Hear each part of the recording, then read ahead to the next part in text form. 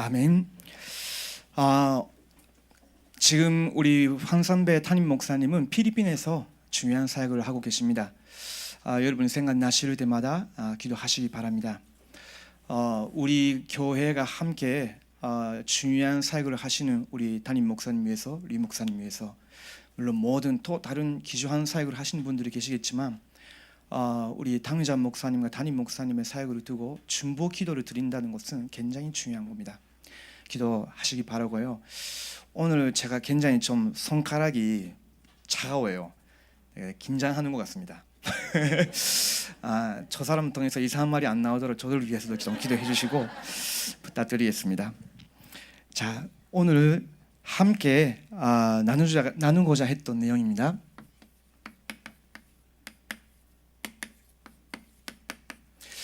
믿음치유입니다. 그 키가 저는 하나님의 말씀이라고 생각합니다. 또 제가 그걸 체험했고 여러분도 지금까지 오직 하나님의 말씀으로 인도받아 오셨다고 생각합니다. 이번 주에 저희들은 일부 간단 말씀 때 아브라함의 신앙 점검 그런 메시지를 받으셨죠. 아브라함이 하나님께 부르심 받았지만 착각하고 있었습니다.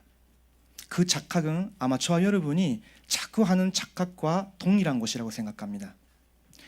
세상이 너무 크게 보였어요.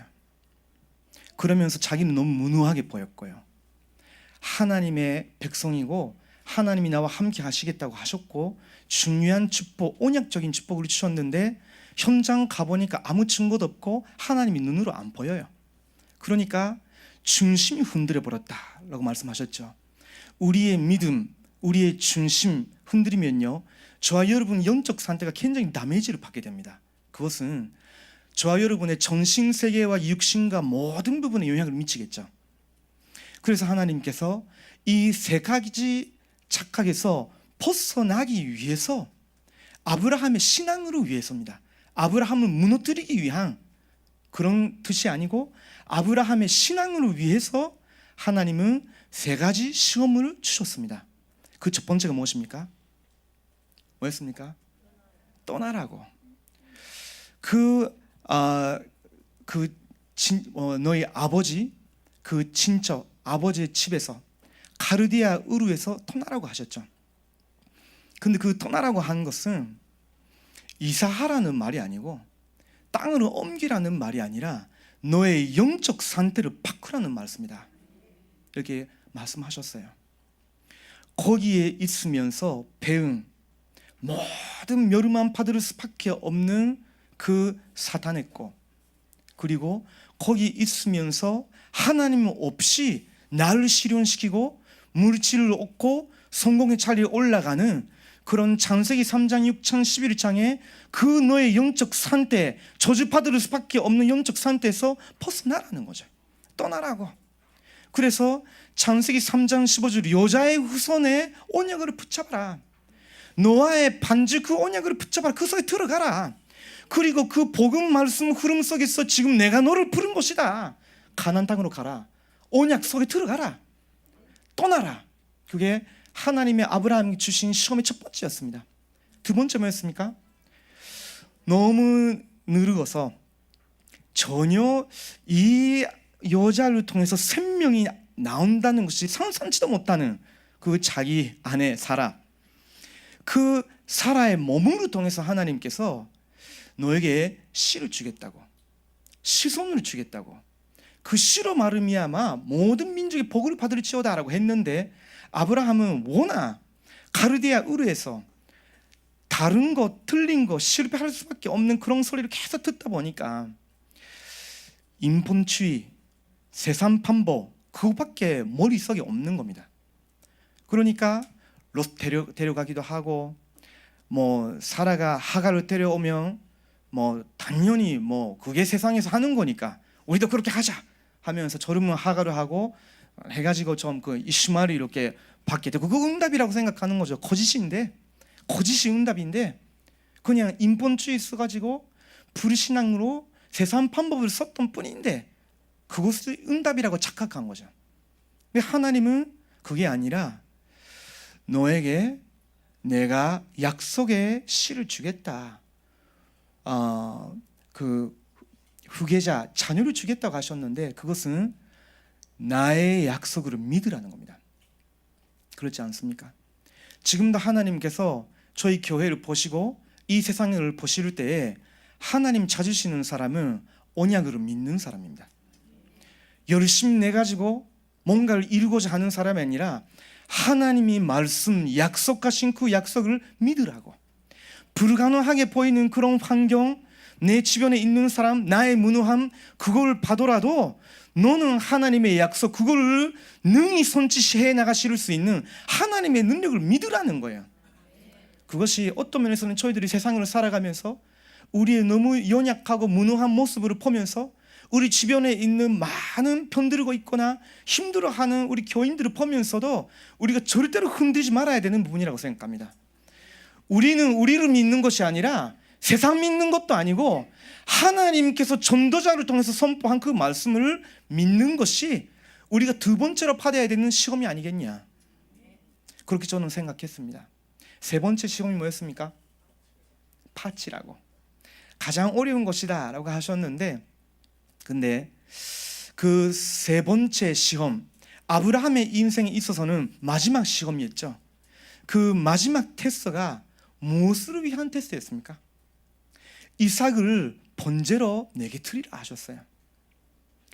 번제로 드린다는 말은 죽이고 불로 튀어버리고 그 향을 하나님께 온전히 드리는 거 아닙니까?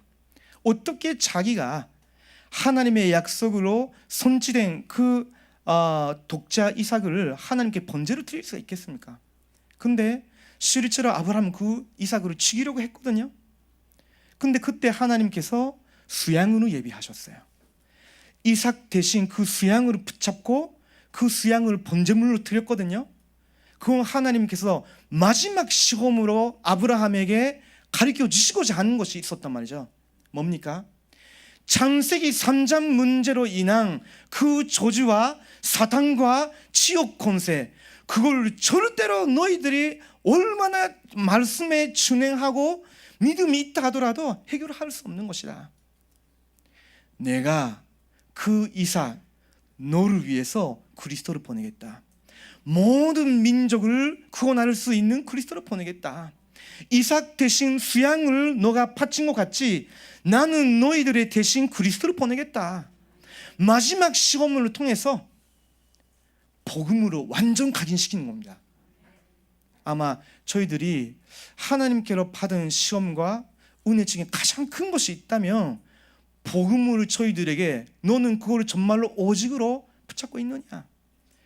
정말로 그리스도로 충분하냐?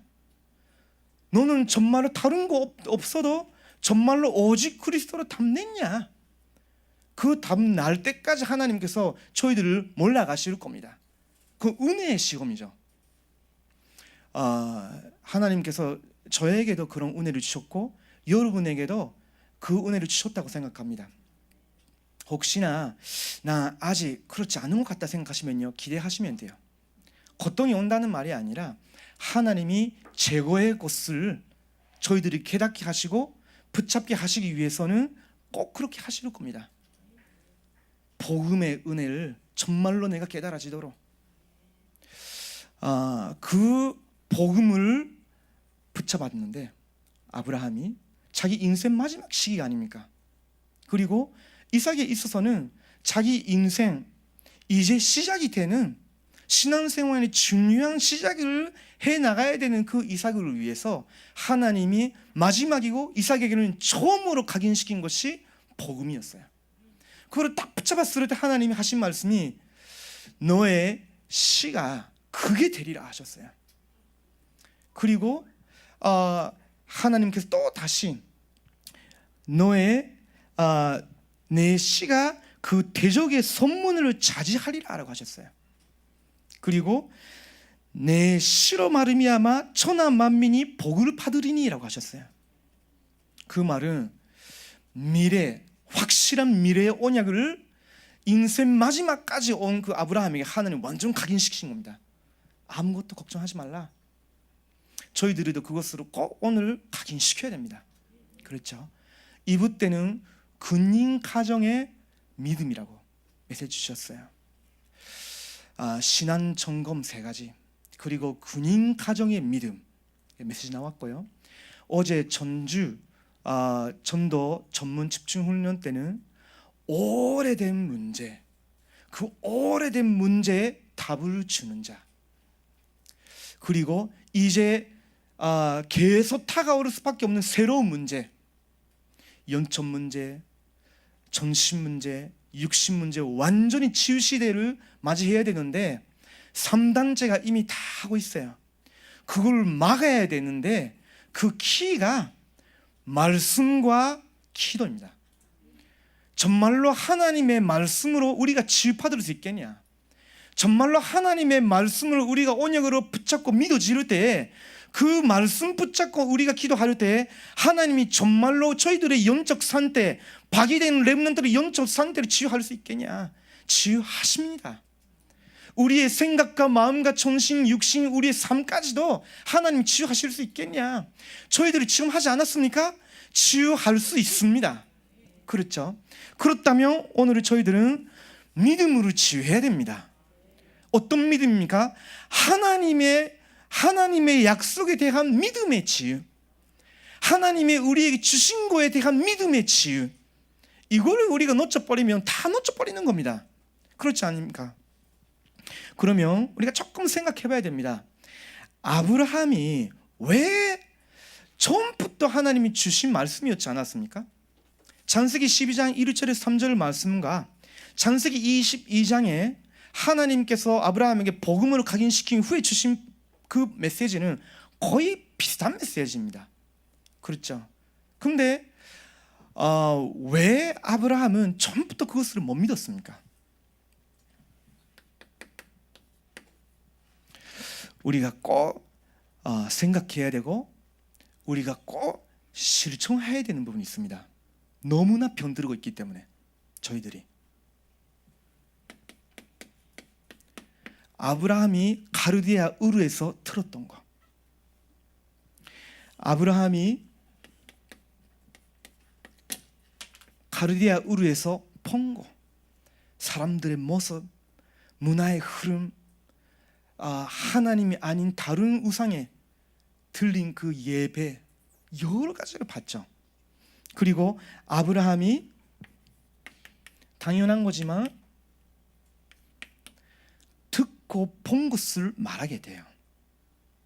그리고 아브라함이 읽은 거, 그리고 아브라함이 가르디아 우르에 있었을 때 자꾸 생각하게 된 거, 이 부분이 다 가르디아 우르에서 배운 겁니다.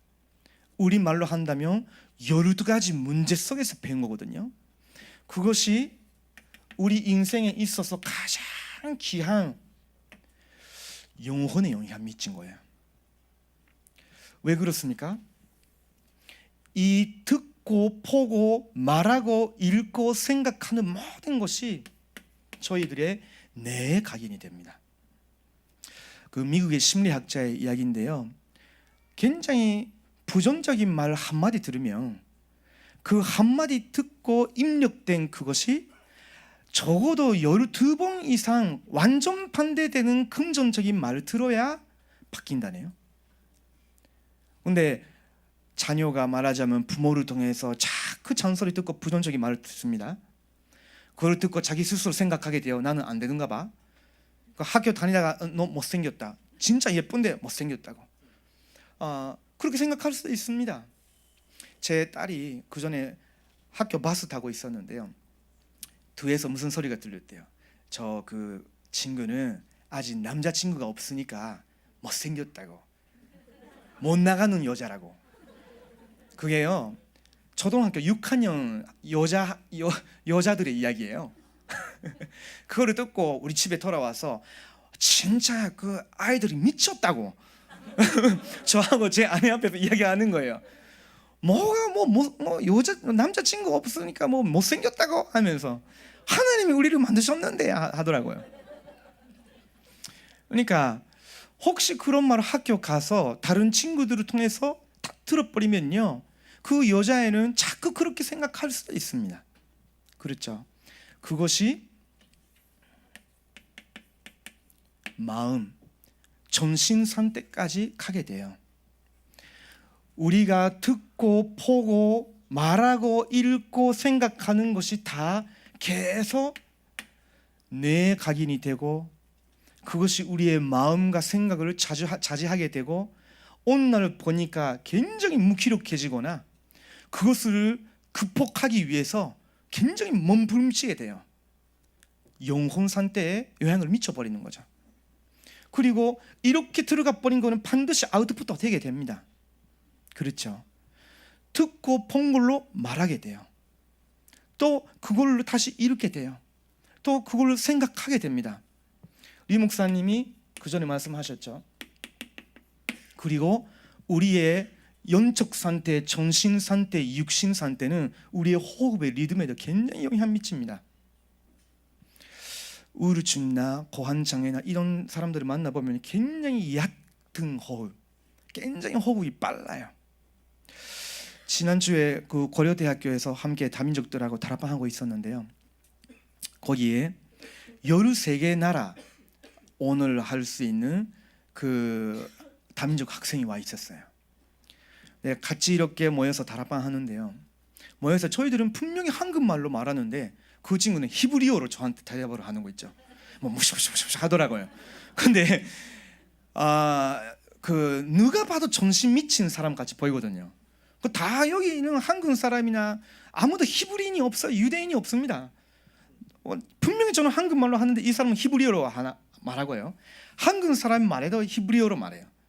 저는 신학교에서 히브리어 배웠는데요, 일상 대화도 못합니다. 부끄럽지만. 근데 그 친구가 함께 이렇게 다락방 마무리를 할 때 한 10분 정도 두 성경 구절만 가지고 암송하고 묵상하려고 하는데 1분도 가만히 있지 못합니다. 너무 머리가 바빠서.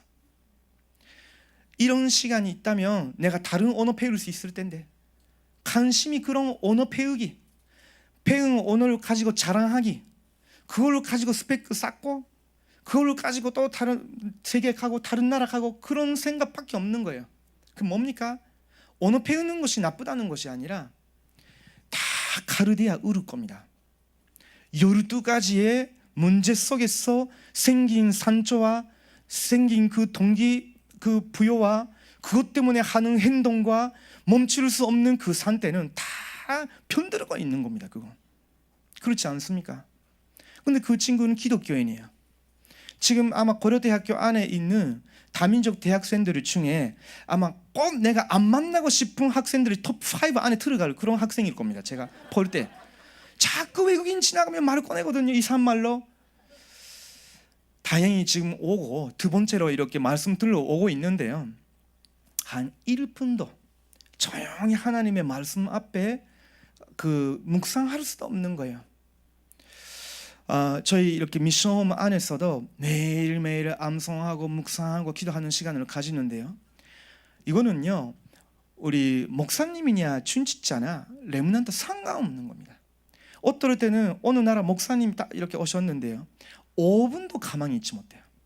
5분도 그냥 뭐 이렇게 하시고 이렇게 눈물 기대시고 더 하면서 뭐 하면서 이상한 소리를 내가시고 아니 아침부터 그렇게 많이 드셨나 생각할 정도로 우리 렘넌트들 뭐 우리 식구들은 다 집중하고 잘하는데요, 뭐 이상한 소리 많이 내시더라고요. 그 상태로 어떻게 그 나라 살릴 수 있을까? 그런 고민이 될 정도로 그렇습니다. 근데 저와 여러분은 우리에게 뭐가 필요하고 우리가 어떤 실천을 해야 우리의 믿음, 우리의 영혼 상태를 살릴 수 있느냐, 저희들은 다 알고 있습니다. 근데 실제로 이 부분을 해야 됩니다. 우리가 구원받은 그 믿음, 구원의 믿음은 은혜로 받은 거지만 우리가 신앙생활을 해나가기 위해서 필요한 믿음은요, 우리가 능동적으로 계속 키울 수 있는 겁니다. 그렇지 않습니까? 그렇다면 오늘 우리가 꼭 확인해야 되는 부분이 있다면요, 우리는 이 부분에 하나님 것이 각인시키고 뿌리내리게 하고 체질화시켜야 된다면 하나님 것이라고 할 때 가장 순전한 것이 하나님의 말씀이에요. 그렇죠? 그렇다고 할 때 저희들은 복음의 말씀 흐름, 전체 메시지, 간단 말씀, 현장에서 이렇게 우리가 보는 기도 수점 메시지, 이거는 흐름이지만 저는 믿음 치유나 개인 치유라고 할 때 가장 성도님과 렘넌트가 저 자신에게 필요한 것이 하나님의 말씀 자체를 내가 집중할 수 있는 거, 그분이 굉장히 저는 중요하다고 생각합니다. 왜 그러냐면 하나님께서 창세기 1장 1절에서 31절을 보면 모든 세계와 저와 여러분을 하나님의 말씀으로 창조하셨기 때문에, 그리고 하나님께서 우리를 영적인 존재로 만드셨기 때문에 우리의 영혼은 영원합니다. 근데 세상은 하나님을 떠나게 된 후에 다 다른 것, 틀린 것, 망할 수밖에 없는 걸 타락하지 않습니까? 그래서 이사야서 40장 4절에서 6절을 보면 인간의 모든 영화는 다 지나가지만 하나님의 말씀은 영원히 서리라고 하셨어요. 이게 우리에게 담겨야 되는 거죠. 하나님의 말씀은 어떤 겁니까? 마태복음 4장 4절을 보면 하나님의 말씀은 우리의 영혼의 양식입니다. 사단이 예수님을 유혹하러 공격해 왔을 때 예수님이 친히 말씀하셨죠. 사람은 떡으로만 사는 것이 아니라 하나님의 입술에서 나오는 말씀으로 살리라고 했어요. 그게 엄청난 비밀이거든요. 자, 그러면 하나님 말씀 어떤 말씀입니까? 말씀이 육신이 되시고 우리에게 오셨어요. 말씀의 본체는 성육신 하신 예수 그리스도입니다. 그 안에 은혜와 진리가 충만하리라고 했어요. 그래서 예수님이 친히 말씀하셨습니다. 요한복음 6장 63절을 보면 살리는 것은 영이니 육은 무익하리라 하셨어요. 내가 너희에게 말한 말씀은 영이요 생명이다라고 하셨어요. 그러면 우리가 예수님의 입술에서 나오는 말씀, 예수님이 성취시키시는 복음의 말씀이 우리의 영혼을 살린단 말씀이죠. 하나님의 말씀은 어떤 말씀입니까? 아까 저희들이 봤지만 히브리서 4장 12절을 보면요, 영과 혼과 관절과 골수와 우리의 생각과 우리의 계획, 동기 모든 것을 판단하는 전인격을 치유할 수 있는, 하나님 앞에 서게 할 수 있는 능력의 말씀이에요. 하나님의 말씀, 그 하나님의 말씀이 복음의 말씀이라면 그것이 우리의 믿음을 증가시키고 강력하게 하고 치유해요. 로마서 10장 17절에 믿음은 들음에서 말미암아라고 있어요.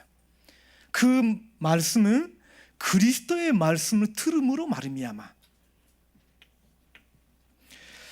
그래서 계시록 1장 3절을 보면 이 하나님의 말씀을 듣는 자, 읽는 자, 지키는 자는 복이 있도다라고 했어요. 우리에게 꼭 필요한 것은 세상 것이 아니고요, 하나님의 말씀입니다. 근데 우리 자신도 그렇고 렘넌트들도 그럴 수 있죠. 세상의 공부를 배우고 세상의 문화에 접하고 거기에 완전히 몰두하게 되고, 그러면서 거기서 받은 스트레스를 또 세상 것으로 풀리려고 하고, 그걸로 안 되면 또 이상한 행동할 수도 있고요, 정신적으로 어려움이 오는 친구도 있고요, 늘 그런 흥분되는 거, 자극적인 거, 영혼의 필요가 있는데 영혼 상태나 영혼의 필요를 모르니까 자꾸 다른 거, 가르디아 어렵고 거기에만 계속 매료되면서 살아왔기 때문에 예배 드리는 거, 기도하는 거, 말씀 앞에서 깊이 생각하는 거, 그거를 못한 상태에 있습니다. 다 세상 거니까. 자차를 못하면 우리도 10일 동안 이런 시간이 하나도 없이 계속 살다 보면 쉽게 그렇게 빠질 수 있습니다. 내가 이런 영적 상태를 어떻게 회복시킬 수 있겠지? 라고 고민이 될 정도로 힘들어질 수 있거든요. 근데 저희들 안에는 분명히 하나님의 성령께서 살아계시기 때문에 잠깐만 여기에 집중하는 시간, 우리의 영혼을 살리는 그 시간을 가진다면요, 바로 성령께서 기뻐하시고 우리의 힘을 치고 위로해 주시고 하나님을 갈망하는 마음으로 치거든요. 오늘 밤이라도 꼭 가져보시기 바랍니다. 자, 그러면 우리는 이 말씀의 능력을 확인했는데, 우리는 말씀의 핵심 내용, 모든 말씀이 중요하지만 매일매일 저와 여러분 안에 각인시키고 뿌리내리게 하고 체질화시켜야 되는 말씀이라고 할 때, 주로 저희들은 어떤 말씀을 암송하거나 묵상하거나 그 말씀 붙여 기도할 때 살아나느냐, 제 자신이 처음 한 거고 저 주변에 있는 사람과 함께 하면서 확인한 겁니다.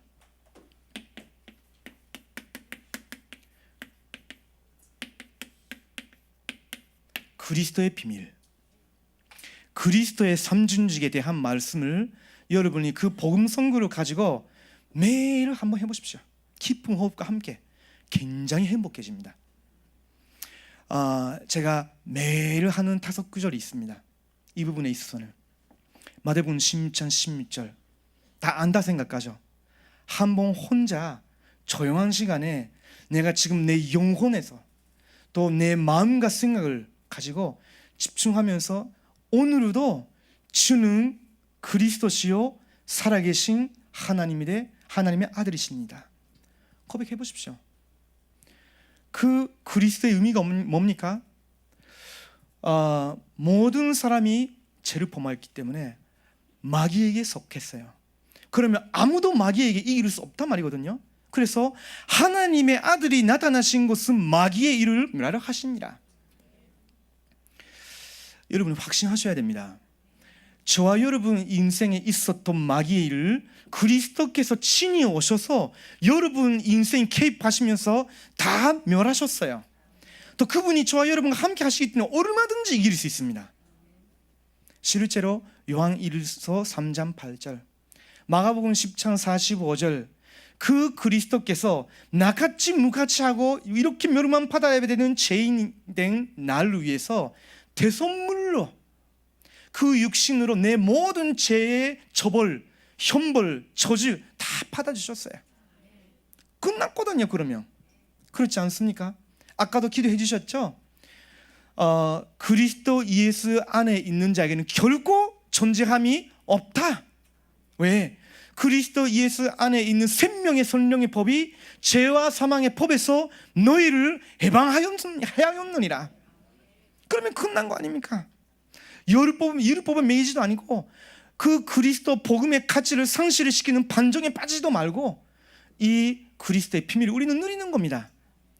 그리고 그분이 요한복음 14장 6절 길이요 진리요 생명이니, 언제든지 여러분이 한번 묵상해 보십시오. 지금 내가 다른 길을 가냐? 또 다시 가르디아으로 가냐? 세상에 오직 한 길밖에 없는데 그리스도. 세상이 다 거짓의 영으로 다 섞여 있는데 진리시고 나에게 생명 주신 분은 한 분밖에 없으셨고 지금도 그분이 저희들을 통해서 길을 제시하시고 진리를 제시하시고 생명 주시기 위해서 우리를 전도자로 파송하시는 거잖아요. 참 선지자, 그 안에 있는 선지자 직분 저희들도 받았어요. 그래서 다 이루었다. 언제든지 고백하시기 바랍니다. 저는 매일 합니다. 신분과 권세. 요한복음 1장 12절 말씀, 영접하는 자, 곧 그 이름을 믿는 자들에게는 하나님의 자녀가 되는 권세를 주셨으니, 하나님의 자녀가 된 권세를 저와 여러분이 가지고 있습니다. 우리가 만든 것도 아니고 얻어낸 것도 아니고 하나님이 친히 저와 여러분을 선택하시고 이 시대의 그리스도를 깨닫게 하시고 믿을 수 있게 하시면서 우리의 영혼을 살리시면서 영접시켜 주신 거예요. 영접할 수 있도록 은혜를 주신 거예요. 하나님의 자녀가 된 겁니다. 12가지 문제 어떤 방식으로도 해결을 할 수 없는데 신분이 바뀌면 다 바뀌는 거거든요. 그렇지 않습니까? 그래서 고린도전서 3장 16절 너희가 하나님의 손전인 것과 하나님의 성령이 너희 안에 거하시는 줄을 모르느냐? 그게 저와 여러분의 가치예요. 제가 아는 어떤 친구는 그 성경 구절을 하나를 묵상하는 가운데 자기를 계속 속이는 그 거짓의 영, 자기 우울증, 너무 무기력함에 빠지게 만드는 그 영이 떠나버렸어요. 나갔다고 했어요. 그거 믿어졌을 때. 그런 일이 일어납니다. 그렇죠?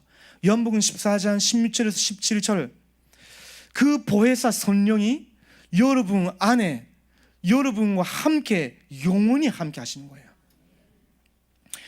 사도행전 1장 8절 오직 성령이 너희에게 임하시면 그게 저희들의 능력이고 그것이 우리의 삶의 방식이고 방법이에요. 그렇죠? 땅끝까지 일러 내 증인이 되리라. 누가복음 10장 19절 하나님께서 모든 원수의 능력으로 제어할 수 있는 권능을 저희들에게 주셨어요. 그렇죠? 그러면 그것이 사실이면 우리가 어떤 영적 문제, 사탄의 역사, 물씀 편들었다 뭐 두려워할 필요가 있겠어요? 근데 저는 이런 부분들이 말씀이 내게 각인이 안 돼 있었을 때 메시지 듣고 훈련 따라가고 사역 많이 하는데요, 저에게는 이런 부분들이 내가 정말로 믿고 있냐, 내가 정말로 믿어지고 있느냐, 이런 부분을 정말로 하나님 앞에서 점검하는 시간이 없었어요. 제가 완전 영적으로 밑바닥에 떨어졌을 때 하나님 이 은혜를 주시더라고요. 정말로 이것이 사실이라면 모든 원수의 능력으로 지어할 수 있는 권능이 내게 있다면 난 모든 것을 이길 수 있는 거 아니겠냐. 이걸 정시기도 할 때마다 묵상하면서 권세를 사용하면서 저 자신 두고 오늘의 만남, 내일의 만남을 두고 가정과 가문, 저는 불신자 가정에서 태어났기 때문에 영적 문제 엄청 심해요. 저 자신도 거기에 많이 영향받았고 지금도 저희 가정 식구들을 보면요, 믿는 사람이라도 굉장히 많이 싸워야 돼요. 다락방 안에 들어오면서 그런 말 많이 들었거든요. 불신자 지방에서 태어나면 고생이 많다고. 기존교회 다녔을 때 그런 말 안 들었는데 다락방 안에 들으면서 자꾸 그런 말을 하시더라고요. 근데 어느 날 저는 그건 틀리다는 생각 들었어요. 그거는 자기가 시달렸다가 그 말을 하는 거지. 그렇잖아요. 실제로 내가 이거를 누리면서 이기고 증거를 받은 걸로 고백하는 것이 아니라 제가 거기를 안 믿었다가 못 누렸다가 늘린 상태에 있었다가 그 고백을 하는 거잖아요. 그렇죠? 그러니까 저는 어느 날 이렇게 믿어지더라고요. 내 가문에 있는 여러 문제들은 이것은 오직 그리스도 한 분으로, 그분을 믿는 저 한 사람을 통해서 가문의 역사를 바꾸시는 그 하나님의 은혜다. 그 생각을 하니까 전혀 뭐랄까요, 무섭지도 않고 전혀 뭐랄까 이런 배경에, 가정 배경에 대해서 부끄럽지도 않더라고요. 언젠가는 다 이기게 되는 거니까. 혹시나 나는 모태신앙이고 굉장히 훌륭한 그 영적 명문가에서 태어났어요 하는 분이 계시면요, 편안하실 겁니다. 제가 체험한 그런 고통이 없었을 수도 있어요. 근데 그분의 전 세대의 그 믿음의 사람은 굉장히 싸우셨고 굉장히 그분의 믿음과 그 기도로 그것이 끊어졌다가 여러분 지금 복음 만나시면서 이렇게 되신 거죠 아마. 혹시나 불신자 지방에서 내가 첫 번째다 하는 분은 그분은 아브라함과 같이 첫 번째 은혜를 누리시는 거예요. 역사적인 인물이시죠. 그러면 그리고 하나님께서 저와 여러분에게 섬기는 영으로 주의 사자를 보내주셔요. 기도할 때마다 여러분이 그것을 확인하시고 믿으시고 파송하세요. 그렇죠? 가라 그게 아니지만 우리가 기도할 때마다 하나님께 주의 사자를 파송하시니까 사실이지 않습니까? 그렇죠? 저는 이걸 전혀 안 믿었을 때, 제가 어렸을 때, 젊었을 때 초등학교에서 이렇게 일을 하고 있었거든요. 교사 선생님 말고요, 알바로. 어느 날 거기 전도하기 위해서 이렇게 들어갔는데 전도 생각이 하나도 없고 그 월급으로 받는 한 80만 원 정도의 그런 돈이 있잖아요. 그것만 뭔가 기대하면서 다니기 시작하고 있는 제 모습을 발견했거든요. 전시기도 하고 있는데 너무 부끄러지면서 하나님 앞에 좀 기도했어요. 하나님 죄송합니다. 제가 이 80만 원을 위해서 제가 전도하기 위해서 거기 한 문 열어주시고 들어갔는데 오늘을 보니까 전도 생각이 사라져 버렸습니다. 근데 거기서는 복음 전하려고 하면 분명히 제가 불법을 하는 것이기 때문에 날아갈 때인데 하나님 어떻게 하면 됩니까? 라고 물어보고 있었다가 하나님이 저에게 이런 믿음을 주셨어요. 그냥 믿음을 주시고 기도했다는 것보다 그냥 입대로 나왔어요. 하나님 주의 사자를 보내주시옵소서. 일본의 교육법과 일본의 이런 교육 처지기를 뛰어넘을 수 있는, 초월할 수 있는 힘, 그 주의 사자를 보내주십시오 라고 기도했거든요. 근데 참 신기하게도 그 날에 제가 갔는데요, 어떤 그 여자애가 이렇게 왔어요. 선생님 같이 전 놀라주세요 하면서. 제가 방과 후 교실에서 알바하고 있었거든요. 근데 그 처음 만난 여자인데 그 친구가 저한테 그 이야기를 하면서 같이 이렇게 놀라주고 공부 가르쳐주고 이렇게 했었는데 그 친구가 갑자기 물어보는 거예요.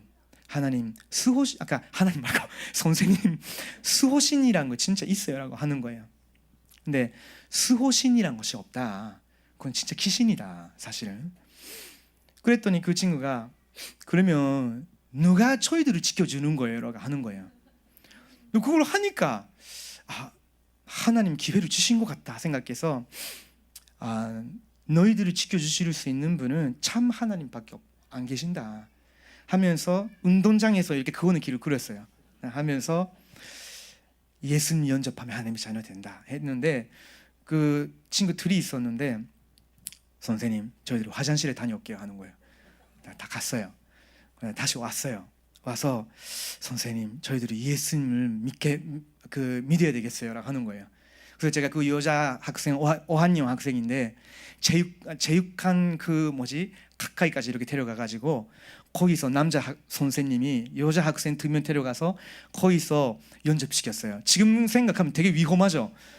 훨씬 더 위험한 행위를 한 것 같은데 혹시 거기 그 CCTV를 이렇게 지켜버리면 굉장히 위험했을 텐데요. 근데 다 연접시키고 난 후에 그 친구들은 좀 시간이 됐으니까 집에 갔거든요. 갔는데 한 명 돌아왔어요. 한 명 돌아오면서 잊어버린 거 있냐, 놔두고 있는 거 있냐 물어봤더니 그게 아니고 선생님 진짜 예수님이 내 마음에 오신 것 같대요 라고 하는 거예요. 왜 그래? 했더니 마음이 되게 따뜻해졌어요 하는 거예요. 그때부터 그 친구가 매일 저희 여기 방과 후 교실에 자기 친구들이 데려와요. 나중에는 크리스마스 때는 성탄절 그때 파티하는 날이 아니라 예수님이 오신 것을 증거해야 되는 날이 아니에요 하면서 클래스 전체에서 복음 전하고 전체가 예수님 영접했어요. 그때 제가 처음으로 천사 약간 믿어졌거든요. 그 뒤에 또 다시 안 믿어졌지만 말씀으로 각인되지 못했었으니까. 근데 지금은 매일 합니다. 빌립보서 3장 20절 그러나 너희의 시민권은 하늘에 있는지라. 거기서부터 우리의 구원자 주 예수 그리스도가 오시는 것을 기다리느니라고 있죠. 그 그리스도께서 저와 여러분 현장에 역사하시면 지금도 현장에 하나님의 나라가 임하는 거 아닙니까? 그러면 그 현장에 모든 민족 속에 예비된 제자가 일어나겠죠. 그 일을 두고 기도하고 그 일을 위해서 양육하러 가고 그 일을 두고 우리가 현장 나갈 때 하늘과 땅의 모든 권세를 가지신 주님께서 세상 끝날까지 너희와 항상 함께 하리라. 이거를 여러분이 매일 누리면서 기도하다 보시면 분명히 나옵니다. 내 인생에 임용 계약이 되는 중요한 하나님의 말씀을 하나님이 주시게 되어 있습니다. 전체 말씀, 간단 말씀, 기도서 말씀 흐름 속에서 거의 여러분 평생 붙잡고 계속 기도로 여행할 수 있는 그런 말씀 주십니다. 자, 그러면 우리가 실제로 해야 되는 거 있습니다. 뭘 하면 되겠습니까? 이런 부분에 관계된 말씀, 꼭 그런 말씀 아니라도 여러분의 각오, 여러분의 지금의 상태, 여러분이 고민하고 있는 거 여러분이 가장 잘 알고 계시지 않습니까?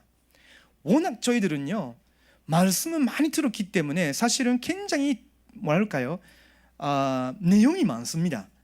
내 것으로 못 만들고 있는 뿐이지. 근데 그런 말씀 여러분 조금만 정리를 하시고 암송 통해서 나의 뇌에 각인시켜 보십시오. 왜 암송하느냐? 암송만 한다면 거의 의미가 없습니다. 뇌가 바빠지겠죠. 근데 암송해야만이 쉽게 묵상 속에 들어갈 수 있습니다. 그 묵상을 하면서 한 문장씩 한 단어씩 중요한 단어가 있으면 여러분의 뇌에 각인시키고 깊이 생각하다 보면 각인이 되겠죠.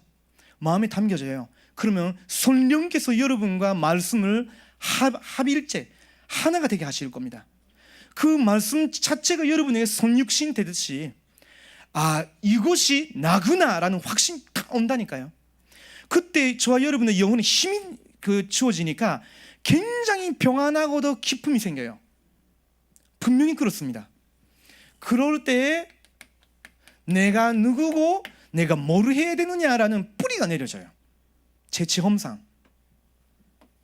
그러면 이제부터는 이게 끊어지는 것이 아니고요, 이렇게 하다 보면 분명히 그 말씀 묵상되면서 내 영혼이 하나님을 바라보게 되니까 자연스럽게 기도가 되어집니다. 자연스럽게. 그러면 눈에 보이는 거, 눈에 안 보이는 거를 지금 하게 되니까 분명한 거지만 내가 재질이 바뀌어버려요. 믿음의 재질, 성령의 재질 바뀌어버립니다. 이런 시간이 저와 여러분에게, 우리 렘넌트들에게 필요합니다. 말씀의 능력의 증인이 지금 저희들이 교회에 가장 필요한 것 같습니다. 237개 나라의 사람들이 몰려오면 어떻게 하겠냐 생각해 봤는데 저는 그렇게 어려운 것이 아니다는 생각 들었어요. 하나님이 갑자기 안 보내시고 저희들을 시험하실 것이다, 테스트하실 것이다. 모든 전문 분야 살려야 되지만 전문 분야에서 한 명씩, 237개 나라에서도 한 명씩 보내시면서 저희를 시험하실 거예요. 내가 이 사람을 너에게 보냈는데 너는 뭘 시키느냐, 이 사람과 함께 뭘 하느냐, 어디에 집중하느냐, 그 시험을 하실 겁니다. 그때 저희들이 가장 첫 번째, 이것이 다가 아니겠지만 가장 첫 번째로 필요한 것이 하나님의 말씀을 통해서 하나님을 알게 되고 내가 누군지를 알게 되고 내가 어디에 있는지 뭘 해야 되는지 모든 답을 절대 흔들리지 않고 변하지 않는 하나님의 말씀으로 답을 얻도록, 그것도 홀로 할 수 있도록 키입니다. 자, 결론입니다. 어떻게 우리가 결론을 붙잡으면 좋을까요? 우리가 말씀 붙잡을 때 시편 3편 19절에서 22절을 보면 19절에 보좌에서 하나님께서 말씀으로 행하는 주의 천사를 보내신다고 하셨어요. 하나님의 뜻을 행하시는 정군을 보내신다고 하셨어요. 그리고 여호와께서 다스리시는 너희 모든 것에서 역사하신다고. 그래서 여호와를 선축하라 했어요. 성령님이 내주하시는 모든 저와 여러분 가는 곳에 하나님께서 역사하셔요. 다윗이 시편 103편 보면요, 나의 영혼아 여호와를 선축하라 했어요. 내 안에 있는 모든 것들아 거룩한 이름을 선축하라 했어요. 시편 104편 1절을 보면 그런 영적 상태, 언제든지 내 영적 상태를 살릴 수 있는 그런 믿음으로 치유하는 시간을 나머지 그 다음 간단 말씀 나올 때까지 누리시기 바랍니다. 기도하시겠습니다. 하나님께 진심으로 감사를 드립니다. 하나님께서 우리에게 복음을 주시고 우리가 영적 존재인 걸 알게 하시고 지금까지 발생된 모든 문제가 우리의 영적 선택 때문에 생긴 것을 깨닫게 하시고 이제 우리에게 무엇이 필요한지를 알게 하시고 이 하나님의 말씀으로 나의 영혼과 믿음으로 치유하는 가장 하나님이 지금 이 시대에 우리에게 원하시는 시간, 원하시는 사역을 맡게 해주시니 감사를 드립니다. 실제로 우리 모든 성도님들에게 이 은혜와 체험을 허락하여 주시옵소서. 살아계신 예수 그리스도 이름으로 기도드립니다. 아멘.